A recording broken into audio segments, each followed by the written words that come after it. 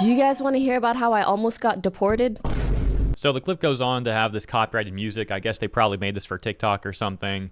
So let me explain what happens here. She goes on to talk about she's a Canadian citizen on a visa to be in the US. And now she was traveling back to Canada from the US, but she had the wrong visa.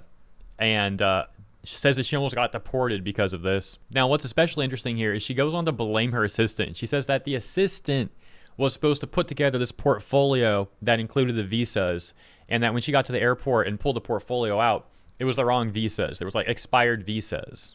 And this makes me think of two things. First of all, gotta love Miss Eat the Rich here, having an assistant do so much for her, even getting her visas together, amongst other things, you know? She's totally not the rich, guys. She just has people that she pays to do everything for her, you know? Totally normal stuff, right? Yeah, right. And the second thing, it reminded me of a number of months ago, more recent to when the Hassan Kai situation started. And Pokimane and Lily Pichu have this podcast called the Sweet and Sour Podcast. And they were supposed to do an episode with Hassan.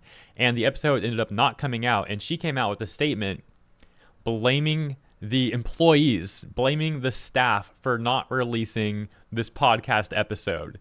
Essentially saying or implying that they went against her orders or something like that. And then talking about she's going to do restructuring. She later tried to spin this a certain way after she got a lot of criticism for this, because many people saw this as her just like throwing the blame on the people that she's paying instead of taking accountability as one of the actual owners and hosts of the podcast. Because ultimately, look, for argument's sake, we can even say, to be more fair than Pokimane deserves, even hypothetically, if the staff made a mistake, it is still her podcast. It is still up to her to decide what gets posted or not.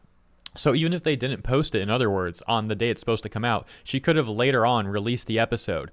But this is extremely important. The episode never came out.